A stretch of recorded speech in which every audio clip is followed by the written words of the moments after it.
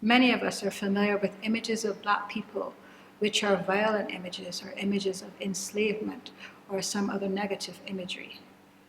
The black presence, activism, and agency in a different age gives us the opportunity to explore other images of black persons from around that time and shows how they were activists, how they were wealthy, and how they were in charge of their own destiny and how they aided the positive destiny of others.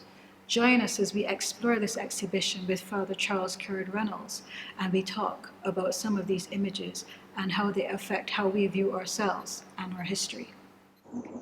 So this one here, Mungo Macaroni, is a bit controversial. We actually had a bit of a debate about whether to include him because this is a caricature rather than an actual portrait.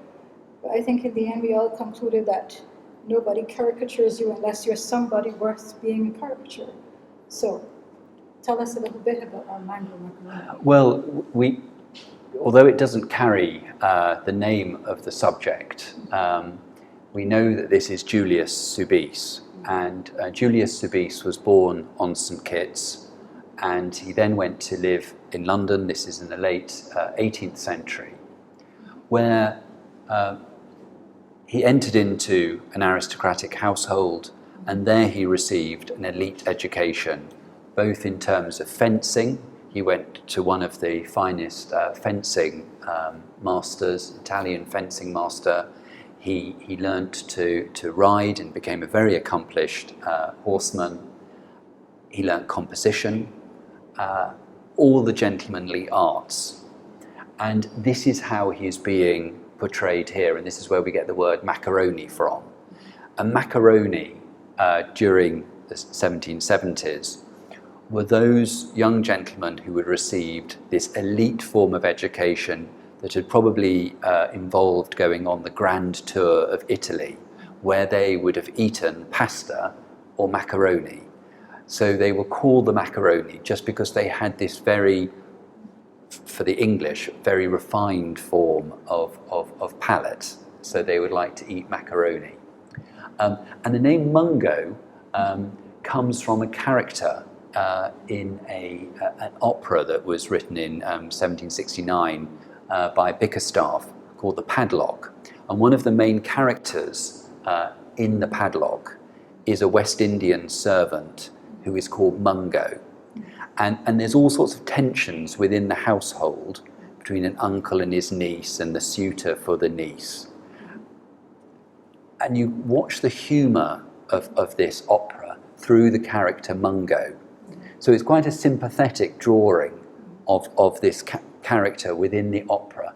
But the opera was so was enjoyed by so many that the name Mungo became a standard name to apply to black men, and which so it was not necessarily a derogatory term. It wasn't necessarily a derogatory term. It sort of had a connotation of someone who was hard done by, someone who was perhaps hard working as well. So someone who was high up in the treasury at the time, in the government treasury, was also referred to, a white man who was being referred to as Mungo as well, because he had that sort of character. Okay. But we're seeing a Mungo Macaroni, as a satirical way of naming Julius Soubise. And here we have him, absolutely, as this highly fashionable gentleman. The term at the time might have been a bit of a fop. A bit of a fop. Well, the fops and the dandies weren't the real thing. The macaroni was the real. So if you were a dandy, you weren't the real thing. You were aspiring, but you weren't the real thing. Oh, that's an interesting thing to learn. Yeah, and you can see in the way that his toe is pointed as he's walking. They even affected this sort of very aristocratic, almost dancing form of walking. Because he was a gentleman, he was allowed to carry a sword, and you can see the sabre. He's carrying his swagger stick with this fandangle. You would just point people to get out of your way.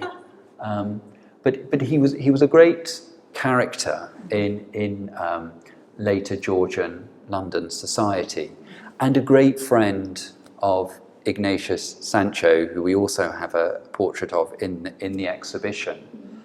And Sancho had had a rather dissolute younger life. He'd lost a lot of money gambling, and he was really rather worried that Julius Soubise was going down the same. So a bit of mentorship went on. Well, yes, it certainly did, because in later life, Ignatius Sancho was publishing regularly in the London press against enslavement and on other political matters, and he really expected Julius Soubise to use his eminent position in society to again be a good influence. And did he? He didn't really. Oh dear. He was just too much of a sort of good time boy, I'm afraid. He enjoyed the theatre. He was a leader of fashion. Well, to be honest, not everyone is an activist. Sometimes people are an example of what you can become. Yeah. Thank you for joining us as we examined and explored the Black presence, activism and agency in another age.